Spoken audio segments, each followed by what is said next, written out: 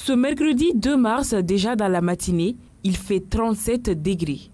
En plus de devoir supporter la chaleur, les Maliens doivent aussi faire face aux coupures d'électricité, décomposition des nourritures, arrêt de travail pour certains, augmentation des cas de malades sont entre autres les conséquences des coupures sur la population pendant cette période de chaleur.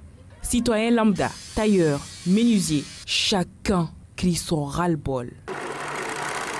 Bon, par rapport de courant, avec le reste, comme l'électricité au Mali, bon, il y a longtemps, on est là. Depuis moi, je peux dire même, au Mali, toujours il y a des coupures. Bon, tout le monde part. Souvent, ça empêche le travail aussi.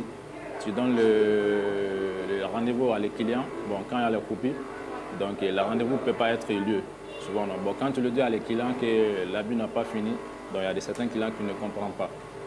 On ne sait pas il y a quel problème vraiment. Ici, on a un groupe électronique, électrogène, donc quand ça coupe, on allume notre groupe pour travailler. Bon, franchement dire, dans notre travail, les coupures, c'est qu'ils sont en train de nous gâcher. Nous, on ne peut pas vraiment produire tout et nous livrer, quoi. Le nombre de quantités dont ils ont besoin, donc avec les coupures, là, on ne peut pas produire tout ça, quoi. On a eu des coupures ici, dans les environs de 20h à 21h comme ça. Aujourd'hui, les manques qu'on a eu, ça part dans les 1500, 1600 comme ça, quoi. Les pertes qu'on a eues hier soir et puis arrivé ce matin, quoi. Ça, c'est dans les petits temps seulement qu'il a fait chez nous, malgré qu'on a un groupe ici, quoi. On a beaucoup de problèmes parce qu'on n'arrive plus à respecter les rendez-vous. Quand il y a coupure, ça prend du temps avant de revenir. Un travail qu'on peut terminer en une journée peut prendre 3 jours avec la coupure. Chaque année, c'est la même chose. Si les gouvernements pouvaient trouver une solution, vraiment, ça serait bien. Nous-mêmes, on ne sait vraiment pas les problèmes. Ces réparateurs de groupes électrogènes ont eux aussi du boulot en cette période de chaleur et de coupure d'électricité. Utilisés par beaucoup d'entreprises et des ménages, les groupes électrogènes sont amenés chez des réparateurs en cas de panne. Bon, le mouvement, c'est des petits groupes électrogènes pour le moment. Mais ce n'est pas comme l'année dernière. L'année dernière, vraiment, à cette époque-là, on avait beaucoup de travail. Mais cette année, non, c'est des petits groupes seulement. Les vendeurs d'appareils électroniques, notamment les ventilateurs électriques, humidificateurs, eux, se frottent la main. Comme quoi, le malheur des uns fait le bonheur des autres.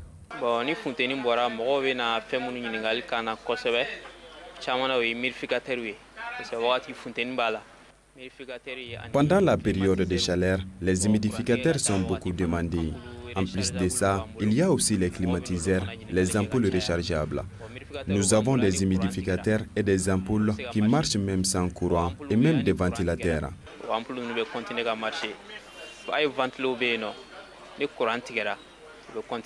Quand la chaleur commence, il y a beaucoup de coupures d'électricité et nous avons plus de clientèle pendant cette période.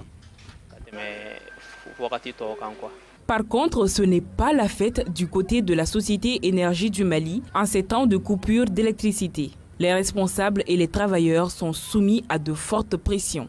Au cours d'une visite de terrain sur les installations de Faladje et de Kodjalani, les responsables de l'EDM ont apporté des justifications sur les coupures des derniers jours. Effectivement, le lundi 21 février, aux environs de 18h33, nous avons eu un incident majeur sur notre réseau. Observé un déclenchement des disjoncteurs 150 000 volts du départ Sirakoro et du départ Kodjalani au poste haute tension de Kalabankoro. Ce déclenchement a entraîné un arrêt en cascade de toutes les centrales du parc de EDM. Et ça a provoqué un manque général de tension, c'est-à-dire une coupure générale de l'électricité dans la ville de Bamako, Kouloukoro, Kati, Sélingué, Yamfolila ou les Sébougou. Donc il a fallu une reconfiguration du réseau pour pouvoir faire la reprise de service. L'incident qui a eu lieu n'est pas de la volonté des travailleurs de EDM, mais c'est un incident vraiment qui est survenu malheureusement, qui nous a beaucoup impactés.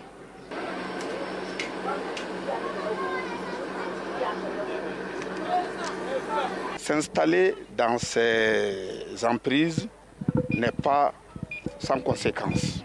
D'abord pour les infrastructures de EDM qui sont exposées. La preuve, c'est cet incendie qui est survenu la semaine dernière.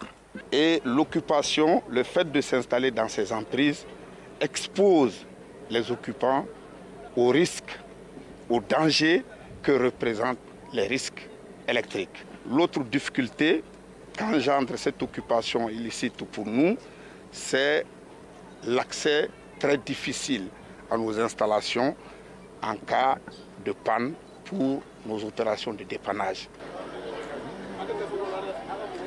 Pour le moment, c'est rentré dans l'ordre, mais les travaux d'entretien vont se poursuivre. Mais ces travaux, c'est encore susceptible peut-être d'entraîner des déficits de production. Mais en la matière, on fait un communiqué. Panneaux solaires, groupes électrogènes, humidificateurs, tout le monde n'a pas les moyens de se procurer ces appareils. Les responsables de l'énergie assurent œuvrer pour une bonne fourniture d'électricité à la population malienne. En attendant, ceux qui n'ont pas les moyens sont réduits à prendre leur mal en patience.